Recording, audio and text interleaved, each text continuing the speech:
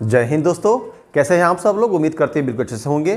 चलिए आज हम लोग शुरू करने वाले हैं क्लास 10 का लेसन 6, जिसमें आप लोगों को बेसिक कॉन्सेप्ट पहले जरूरी है, इसको पहले हम लोग देख लेते हैं। उसके बाद हम लोग शुरू करेंगे अपना चैप्टर। 9th क्लास में आप लोगों ने सर्वांगसम के बारे में पढ़ा होगा और 10th क्लास में हम लोगों को एक्चुअली पढ़ना क्या है, समरूप के बारे में पढ़ना है। लेकिन आज हम दोनों जानेंगे और इसके पूरे कॉन्सेप्ट को समझेंगे, तभी जाकर के हम अपने चैप्टर को बिल्कुल अच्छे से बना पाएंगे और समझ पाएंगे और एग्जाम में गलत करके नहीं आएंगे। तो क्या होता है समरूप और क्या होता है सर्वांगसम, इसको हम लोग पहले जानते हैं। देखिए समरूप क्या है, पहले इसको समझते हैं। समरूप का मतलब क्या होता है। समरूप है ना, एक समान रूप, दो ऐसी ज्यामितीय आकृति है ना जिसका रूप समान हो परंतु उनकी माप समान नहीं हो। आगे समझ में, दो ऐसी ज्यामितीय आकृति इसके रूप समान हो परंतु उसके माप समान नहीं हो, वो समरूप कहलाती है। ठीक है, जैसे मान लीजिए कि एक आप सर्कल लेते हैं और एक दूसरा सर्कल आप लेते हैं। इसकी जो रेडियस है, त्रिज्या है, वो आपके 2 सेंटीमीटर है और इसकी जो रेडियस है आपका ये 4 सेंटीमीटर है। तो ये आपका 4 सेंटीमीटर का हो गया, ये 2 सेंटीमीटर का। तो देखने में तो दोनों एक ही जैसा है ना, तो देखने में दोनों एक जैसा है, तो इसलिए यह आपका समरूप हो गया, सर्वांगसम नहीं होता है। तो धीरे धीरे हम सब इसके बारे में पूरी जानकारी हम आपको देने वाले हैं इस वीडियो को। ये वीडियो काफ़ी इंटरेस्टिंग होने वाली है, तो प्लीज़ आप ध्यान से देखते रहिए इसको, पूरी वीडियो को, ताकि आप अच्छे से सबको समझ पाएं। अब बात करते हैं सर्वांगसम की। सर्वांगसम क्या होता है, तो सर्वांगसम का मतलब सभी अंग समान, सर्वांगसम सभी अंग समान, अर्थात दो ऐसी ज्यामितीय आकृति जिसके सभी अंग हर प्रकार से समान हो, ठीक है, उसे कहते हैं सर्वांगसम। ठीक है, जैसे एक ये वृत्त आपका सर्किल हो गया जो 4 सेंटीमीटर का है रेडियस इसका। एक और हम सर्किल लेते हैं और इसका भी त्रिज्या आपका 4 सेंटीमीटर का है। ठीक है, दोनों 4-4 सेंटीमीटर का है। तो एक को उठा करके एक के ऊपर डाल दीजिए तो क्या होगा, पूरी ढक लेगा। ठीक है ना, तो आप इसको कह सकते हो कि एक ऐसी, मतलब दो ऐसी ज्यामितीय आकृति जो एक दूसरे के ऊपर रखने के बाद वो पूरी तरह से ढक ले। जैसे ये मेरे 2 हाथ हैं, देख रहे हैं आप लोग, इसको जब हम ऐसे करेंगे तो आपको मेरे एक हाथ ही दिखाई दे रहा होगा, दोनों नहीं दिखेगा आपको, तो इसको कहते हैं सर्वांगसम।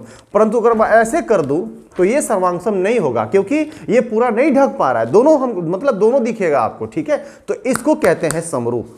तो ये था हमारा सर्वांगसम और समरूप के बारे में कुछ नॉलेज। अब इसको और भी डीपली आगे बढ़ते हैं, आइए देखते हैं। आइए अब जानते हैं हम लोग समरूप के बारे में डिटेल्स से। ठीक है, 9th क्लास में आप लोगों ने सर्वांगसम के बारे में विस्तार से पढ़ा होगा। आपके लेसन 6 में क्लास 10th में समरूप के बारे में विस्तार से पढ़ना है। तो क्या होता है समरूप, इसका डिफिनेशन मैंने लिखा है कि जब दो समान आकृतियां, एक ही तरह की आकृतियां हो, चाहे वो ट्रायंगल हो, तो चूंकि आपको ट्रायंगल ही पढ़ना है लेसन 6 के, तो जब दो समान आकृतियां आकार में समान हो, आकार उनका समान हो, एक जैसा दिखने में हो, परंतु माप में समान नहीं होते हैं, समरूप कहलाते हैं। बहुरूप मत लिखिएगा, बहुरूपिया नहीं, समरूप कहलाते हैं। ठीक है, तो ये हो गया आपका, जैसे कि फिगर मैंने आपको बताया ही है।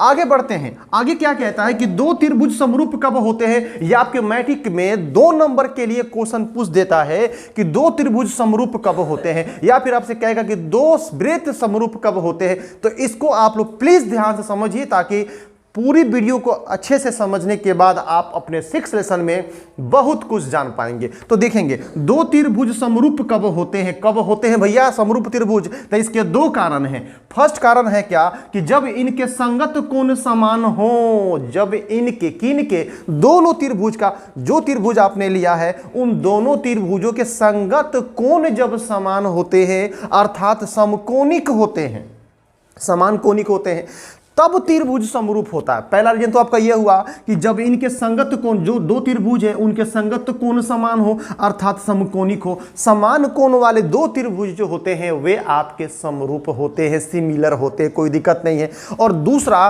कि उनकी संगत भुजाएं जो होती हैं, दोनों त्रिभुजों की जो संगत भुजाएं होती हैं वो समानुपाती होती हैं। आइए इसको दोनों को समझते हैं। आइए देखते हैं। तो पहला क्या है हमारा, कि जब इनके संगत कोण समान हो। जैसे देखिएगा, यहां एक ट्रायंगल हमने लिया, एक दूसरा ट्रायंगल हमने यहां पे लिया। ठीक है, इसका नाम दे देते हैं A B C और इसको D ई एफ, आप कोई भी नाम दे सकते हो, आपकी मर्जी। ये दो ट्रायंगल हमने लिया है और ये दोनों ट्रायंगल यहां कहा क्या गया कि जब इनके संगत कोण का मतलब क्या होता है, कोण इनके संगत, देखिएगा जैसे ये वाला कोण डी के बराबर में हो, बी वाला जो कोण है आपका कोण ई के बराबर हो, और कोण सी जो है आपका कोण एफ के बराबर हो। अगर ऐसा हो गया, यदि ऐसा आपने दिखा दिया तो आपके दोनों के दोनों ट्रायंगल जो है क्या हो जाएंगे, समरूप हो जाएंगे। देखिएगा ध्यान से, जैसे कोण ए की बात करें, कोण ए बराबर होगा कोण डी का, और कोण बी बराबर होगा कोण ई का, ठीक है, कोण ई का, और कोण सी बराबर होगा कोण एफ का, कोण सी बराबर कोण एफ का। तो अगर ऐसा होता है, चूंकि होता ही है, त्रिभुज समरूप तभी होगा जब उनके संगत कोण समान होते हैं। निश्चित रूप से ये डेफिनेट है कि इसके संगत कोण समान होते हैं। माप में समान, भुजाएं समान नहीं होंगी, ठीक है। भुजाएं क्या होती हैं, दूसरी यहां पर शर्त है ना कि उनकी संगत भुजाएं समानुपाती हो। अगर भुजाएं समानुपाती हो तब भी समरूप होता है। उनके संगत कोण समान तो होते ही हैं, तो वो समरूप होते हैं। अब यहां ध्यान दीजिएगा, ये तीन चीज हम लोगों ने देखा। अब हम यहां कहेंगे क्या कि त्रिभुज ए बी सी समरूप, सिमिलर त्रिभुज क्या, डी ई एफ। अब बताइए कि ये जो त्रिभुज आपके हुए किसके वजह से समरूप हम दिखा रहे हैं, तो बाई एंगल, ठीक है, ए के द्वारा आपका ये त्रिभुज क्या हो गया, तो समरूप हो गया। तीनों में हमने कोण का सहारा लिया है। तो ये फर्स्ट आपका हो गया कि जब इनके संगत कोण समान होते हैं अर्थात समकोणिक होते हैं तो त्रिभुज समरूप होता है। फर्स्ट आपका ये हुआ। सेकेंड दिया है कि उनकी संगत भुजाएं समानुपाती होती हैं। अब समानुपाती का अर्थ क्या होता है ये हम समझेंगे ध्यान से। इनकी संगत भुजाएं समानुपाती होती है, अर्थात संगत का मतलब देखिए ये वाली भुजा इस भुजा के समान अनुपात में, अर्थात ए बी बटे डी ई, ठीक है, बराबर ए सी बटे डी एफ बराबर बी सी बटे ई एफ। अब आप कहेंगे सर यहां बराबर का चिन्ह कैसे आ गया, देखिए बताते हैं आपको। समान अनुपाती, समान अनुपात में, समान माने बराबर, अनुपात में कोई दिक्कत नहीं है।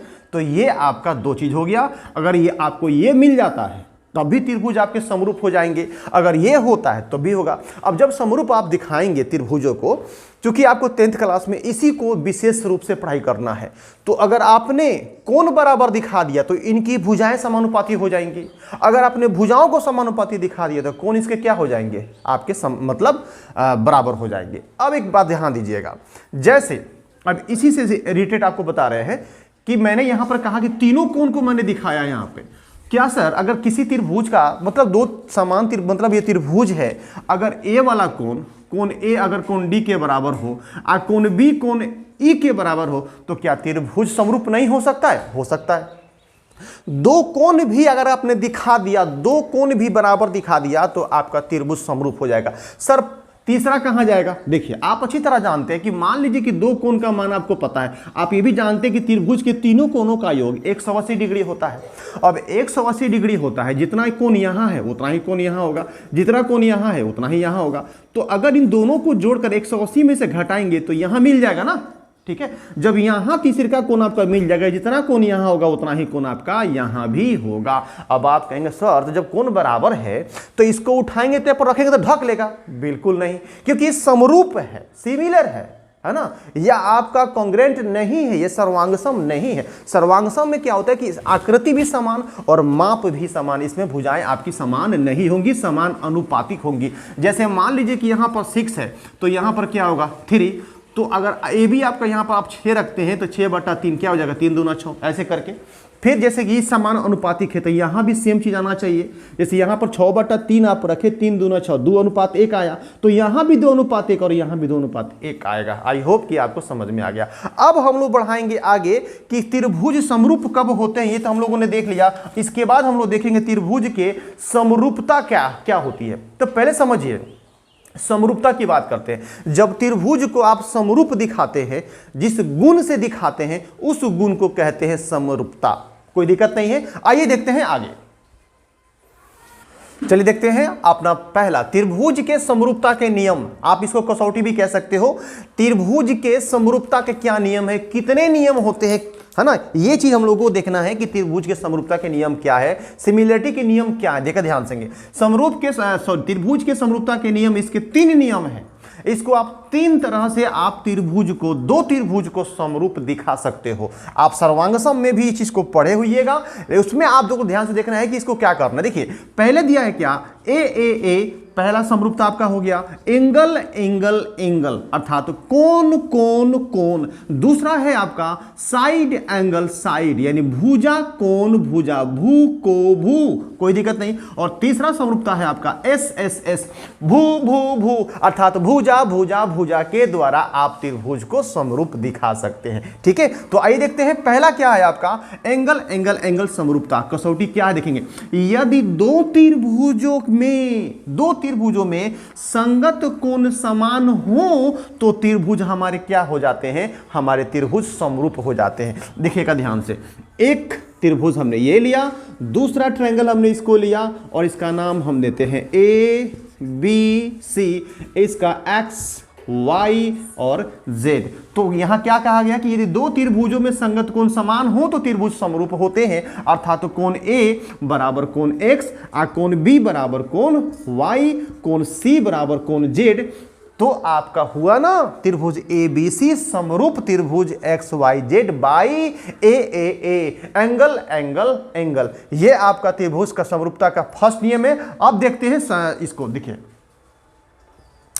आइए अब देखते हैं समरूपता का दूसरा नियम क्या है। यहां पर साइड एंगल साइड, ध्यान दीजिएगा, साइड एंगल साइड समरूपता कसौटी क्या कहता है, यदि एक त्रिभुज में, ध्यान से समझिएगा, बिल्कुल अच्छे से समझिएगा, क्योंकि ये वीडियो आपके लिए बहुत इंटरेस्टेड होने वाली है और बहुत लाभकारी भी होने वाली है। ध्यान से इसलिए देखेंगे, यदि एक त्रिभुज में एक कोण दूसरे त्रिभुज के एक कोण के बराबर हो, कोई दिक्कत नहीं है, देखिएगा ध्यान से, यदि एक त्रिभुज में, ये आपका एक ट्रायंगल हुआ और ये हम बनाते हैं दूसरा ट्रायंगल, ठीक है, ध्यान दीजिएगा। तो यदि एक त्रिभुज में एक कोण दूसरे त्रिभुज के एक कोण के बराबर, ये वाला कोण दूसरे त्रिभुज के ये वाले कोण के बराबर हो, समान होता है ना, त्रिभुज के एक कोण के बराबर हो, तथा इन कोणों को बनाने वाली भुजाएं, इसको कौन भुजा कौन बनाया है, इसके वजह से ये कोण बना है और इस भुजा की वजह से ये कोण बना है, इसके वजह से और इसके वजह से। ये वाला कोण किसके द्वारा बना है, इस भुजा के द्वारा, और इस भुजा के द्वारा आपका ये कोण बना है। तो इन दोनों कोणों को बनाने वाली भुजाएं समानुपाती हो तो त्रिभुज समरूप होते हैं। आगे समझ में, अब यहां ध्यान देंगे, क्या है आपका, ये आपका हो गया कौन चीज, ये हो गया साइड, और ये क्या हुआ एंगल, और ये क्या हुआ साइड। यहां देखेंगे, यहां एस, और ये हुआ एंगल, और ये हुआ साइड। तो side angle side, side angle side के द्वारा आप त्रिभुज को समरूप दिखा सकते हैं। आप इसको कैसे लिख सकते हैं, कोण ए बराबर, यहां कोण ए है, यहां पर मान लीजिए कि एक्स दिए हुए हैं, कोण ए बराबर कोण एक्स, ये कोण आपका बराबर हो गया। और ये वाला भुजा जो है आपका ए बी, इसको लिखते हैं यहां पर सी कर देते हैं, एक्स वाई जेड। तो यहां पर क्या होगा, ए बी बटे क्या होगा एक्स वाई, ठीक है, समानुपाती, इज इक्वल टू ए सी बटे एक्स जेड, ठीक है।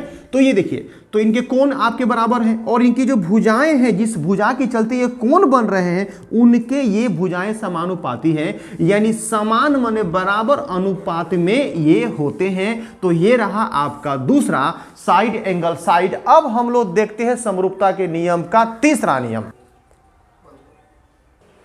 आइए देखते हैं अपना समरूपता के नियम का तीसरा शर्त, ठीक है, एस एस एस, भू भू भू, भुजा भुजा भुजा समरूपता नियम। देखिएगा ध्यान से, समरूपता कसौटी, यदि दो त्रिभुज, ठीक है, अब फिर से एक त्रिभुज बना देते हैं। एक त्रिभुज आपका ये हुआ, इसका नाम हम देते हैं ए बी सी। भाई एबीसी बार बार सर आप लिख रहे हो, क्यों, क्योंकि एबीसी ज्यादा फेमस है ना, तो जो ज्यादा फेमस होता है वही चलता है। तो एबीसी और दूसरा ट्रायंगल हमने ले लिया, इसको हम देते हैं डी ई एफ। को ये तो चेंज कर दिया ना। तो यदि दो त्रिभुजों के संगत भुजाएं, जो इसकी संगत भुजाएं हैं, ये वाली इसके, ये वाली इसके, आई वाली इसके, ठीक है ना, संगत भुजाएं समानुपाती हो तो त्रिभुज क्या होते हैं? त्रिभुज समरूप होते हैं। कहने का मतलब है, देखिए ए बी इस त्रिभुज की ये वाली भुजा ए बी बट्टी में क्या जाएगा? डी ई, ठीक है, डी ई बराबर में क्या होगा? ए सी बट्टे में क्या लिखेंगे? D F, D F. उसके बाद में बी सी बट्टे में क्या लिखेंगे? ई एफ, ठीक है। तो आप देख सकते हो कि दोनों त्रिभुजों की संगत भुजाएं समानुपाती, समान अनुपात में, समान माने बराबर, अनुपात मतलब ये हो गया आपको बट्टे में, समान अनुपाती हो तो आपके त्रिभुज समरूप होते हैं। तो ये जो आपके थ्योरम है, प्रमेय, को सिद्ध भी आपको करना होगा, सिद्ध भी करवाएंगे आपको लेसन 6 में, पूरी तरह से जानकारी देंगे। 6.1 हम लोग इसके बाद वाले वीडियो में पढ़ेंगे। अभी इसके बाद हम लोग जानेंगे सर्वांगसम के बारे में। आइए देखते हैं सर्वांगसम के बारे में। आइए देखते हैं, अब हम लोग देखेंगे सर्वांगसम कॉन्ग्रुएंट के बारे में क्या होता है। हालांकि शुरू में आपको बता चुके हैं, फिर भी अच्छे से समझिए इसको, और इसके भी सर्वांगसम होने के क्या नियम होते हैं इसको भी बताएंगे। आप देखते रहिए वीडियो को, क्योंकि आपके लिए ये किसी औषधि से कम नहीं है। ध्यान दीजिएगा क्या कहता है, ऐसी दो समान आकृतियां, यहां हम समान आकृति की बात कर रहे हैं, समान आकृति की, ठीक है, एक ही तरह की आकृति, ऐसी दो समान आकृतियां जिनके आकार और माप, आकार भी और उनके माप भी, ठीक है। आकार बोले तो उसका जो मतलब संरचना है, जो बनावट है वो, और माप का मतलब क्या हुआ कि मतलब जैसे ये वाली मतलब यहां से यहां तक अगर 5 सेंटीमीटर, तो ये भी आपके 5 सेंटीमीटर का होना चाहिए। ऐसा नहीं है कि एगो आवश्यकता से ज्यादा लंबा हो गया, एगो बौना हो गया, तो बौना हो गया तो ये समरूप हो जाएगा सर्वांगसम, बिल्कुल नहीं होगा, ठीक है। तो माप हर तरह से समान हो, बराबर हो, तो वे क्या कहलाते हैं? वे सर्वांगसम कहलाते हैं। वे आकृतियां क्या कहलाते हैं? सर्वांगसम। देखेंगे ध्यान से, जैसे इसके लिए फिर एक फिगर हम बनाते हैं, दो फिगर, इसका भी नाम फिर हम ABC लेते हैं, ABC, और दूसरी आकृति हमने बना ली त्रिभुज की, यहां हम लिखते हैं DEF, ठीक है।